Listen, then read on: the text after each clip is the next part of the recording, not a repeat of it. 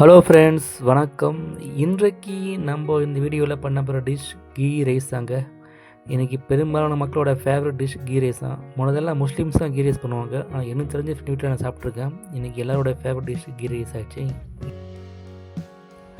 So நம்மளும் key rice பண்ண ஆரம்பிக்கலாம் வாங்க. கீ ரைஸ்க்கு மெயினாக நம்ம வெண்ணெய், நெய் ஊற்றணும். கீ ரைஸ்னாவே நெய் தானே, அந்த ரெண்டுலாம் எப்படி?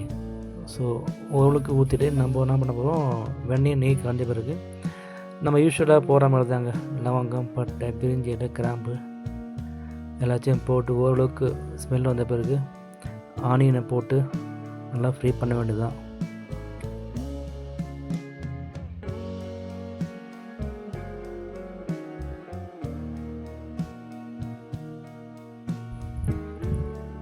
ஆனியனை போட்டாச்சு. கீ ரைஸ்க்கு நம்ம தக்காளி ஆட் பண்ணக்கூடாது. தக்காளி ஆட் பண்ணால் யூஸ்வலாக பண்ணுற மாதிரி பிரிஞ்சி தக்காளி சாதம் ஆகிடும். அதெல்லாம் ஆனியன் மட்டும் ஆட் பண்ணுங்கள். ஓரளவுக்கு ஆனியனை நல்லா ஃப்ரை பண்ண பிறகு, ஆனால் பொன்னிறமாக வந்த பிறகு உங்களால் முடிஞ்சால் கேஷ்யூ நட்ஸ் ஆட் பண்ணுங்கள், முந்திரி இல்லைன்னா பரவாயில்ல. ஏன்னா முந்திரி வைக்கிற ரேட்டுக்கு நம்ம எல்லா டிஷ்ஷுக்கும் முந்திரியை போட்டால் வேலைக்கு ஆகாது, கட்டுப்படி ஆகாது. எப்போனாலும் கூட கீ ரைஸ் பண்ணி அதில் போட்டால் ஓகே.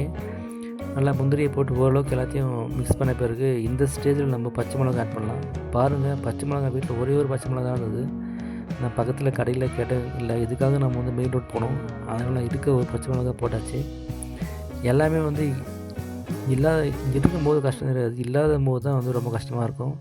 ஃப்ரிட்ஜெல்லாம் தேடி தேடி பார்த்தோம், ஒரு பச்சை மிளகா மாட்டலை. ஒன்றே ஒரு பச்சை மிளகா இருந்தது, அதை கீறி ரெண்டாக போட்டாச்சு. உங்களுக்கு தேவைப்பட்ட 2-3 பச்சை மிளகா ஆட் பண்ணிக்கோங்க, உங்களுக்கு காரத்துக்கு ஏற்ற மாதிரி. இதை பாருங்கள், சின்ன பச்சை மிளகா தான். இது தேடி பிடிச்சி ஃப்ரிட்ஜில் எங்கேயோ ஒரு மூலையில் இருந்தது, கொண்டு வந்து கீரி 2ஆக குழந்தை போட்டிருக்கோம்.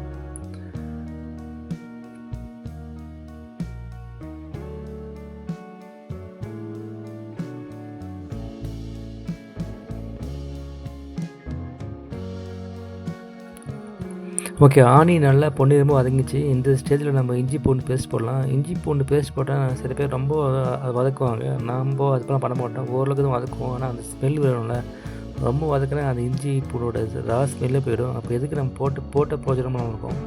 அதில் நாங்கள் ரொம்ப வதக்க போனால் ஓரளவு தான் வதக்குவோம். பேஸ்ட்டை போட்டு ஓரளவுக்கு வதங்கின பிறகு கருவேப்பிலை, கொத்தமல்லி, புது மிளகாயும் போட்டு தண்ணி ஊற்றி உப்பு போட்டு அரிசி கொட்டிட்டு 2-3 விசில் திறந்து பார்த்தா சூப்பரான சுவையான கீ ரைஸ் ரெடி ஆகிடுங்க. இதோட கீ ரைஸோட சைட் டிஷ்ஷாக மெயின்.